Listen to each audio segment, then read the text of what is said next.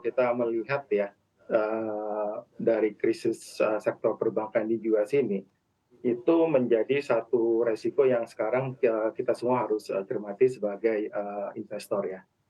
Jadi yang pertama adalah, kan, BI, akhirnya, membuat keputusan untuk tidak menaikkan suku bunga itu pada tanggal 16 Maret. Nah, sebelumnya kan tanggal 10 Maret Silicon Valley Bank collapse, kemudian tanggal 12 Maret itu Signature Bank di New York juga collapse, dan akhirnya ada satu bank juga, First Republic Bank yang akhirnya, ada 11 bank, major bank US major bank, 11 bank menempatkan, deposito 30 miliar dolar di First Republic Bank itu. Artinya itu supaya menenangkan masyarakat bahwa sementara tidak ada banks yang akan kolaps lagi.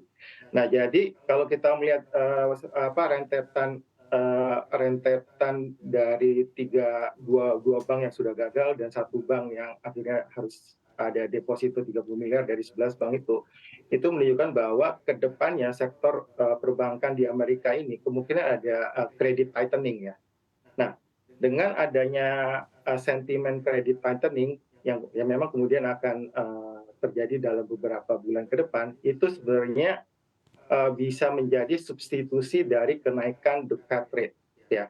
Nah, jadi makanya tadi di awal awal awal acara ini ada cuplikan the Fed Chair Jerome Powell mengatakan ada pergantian kata dari sebelumnya ongoing rate hikes menjadi kata-kata menjadi maybe.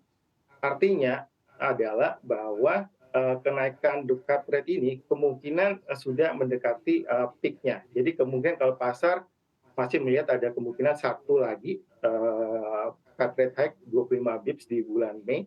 Setelah itu pause ya. Dan setelah itu tidak ada kenaikan lagi. Jadi udah pause. Nah, biasanya kalau misalnya the Fed rate sudah pause, sudah tidak ada kenaikan lagi, kalau kita melihat sejarahnya selama ini, dalam waktu 0 sampai 12 bulan ke depan, itu ada kemungkinan besar terjadi Fed rate cut. Karena perekonomian di US akan melambat atau deteriorasi. Nah, jadi makanya signal ini sebenarnya nggak terlalu hawkish juga, karena ada pergantian kata dari ongoing rate process menjadi maybe.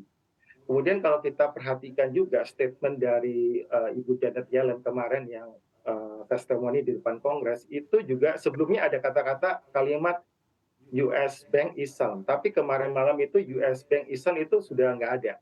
Nah, jadi ini semuanya indikasi bahwa memang sektor perbankan di US ini sedang ada kendala dan akan menjadi credit tightening ke depannya sehingga ekonomi akan melambat dan itu bisa mensubstitusi Fed rate hike. Jadi kemungkinan besar memang the Fed akan pause sekitar bulan Mei. Dan seperti yang tadi kami sampaikan bahwa ketika Fed rate sudah pause, biasanya dalam sejarah 0 sampai 12 bulan ke depan itu ada kemungkinan the Fed akan menurunkan suku bunga dalam waktu 0 sampai 12 bulan ke depan.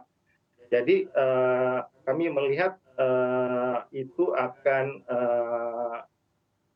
membantu juga tekanan yang dialami oleh emerging market selama ini dalam satu tahun terakhir ini karena Fed rate hike-nya sangat tinggi sekali, sehingga kemungkinan the pause dan kemudian juga kemungkinan untuk the Fed rate cut itu akan menjadi sentimen yang cukup positif untuk emerging market dan juga untuk jenis-jenis investasi yang ada di Indonesia.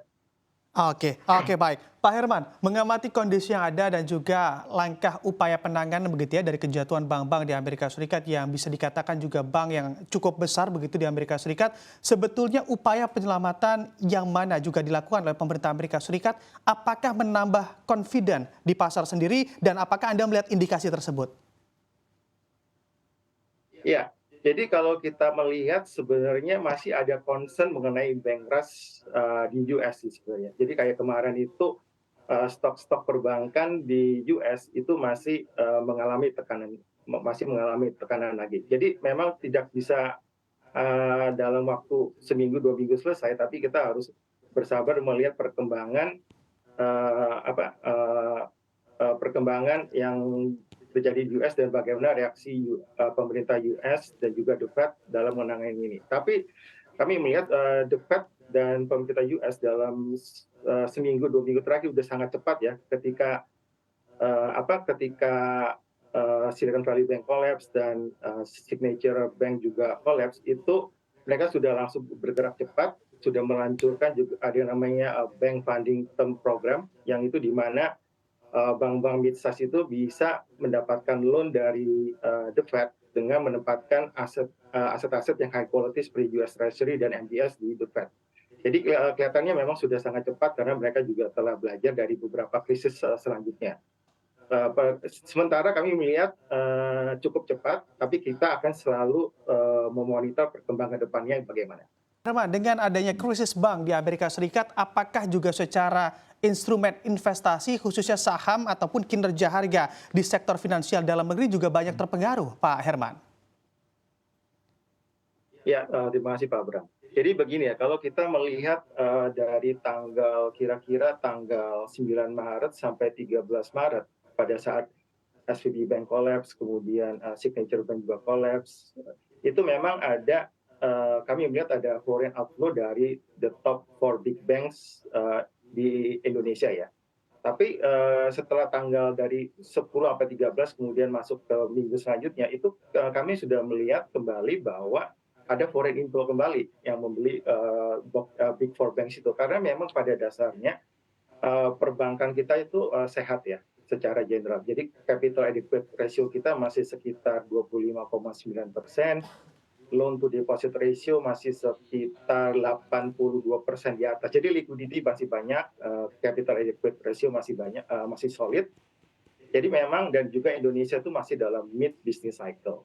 Jadi memang kepanikan yang terjadi di US memang akan ada sentimennya ke Indonesia, tapi kami melihat perbankan Indonesia masih sehat, dan seperti sentimen-sentimen ini seharusnya digunakan oleh investor baik domestik maupun global untuk mengincar saham-saham perbankan Indonesia yang memang masih sehat dan solid sih sebenarnya. Dan valuasi juga masih tergolong murah.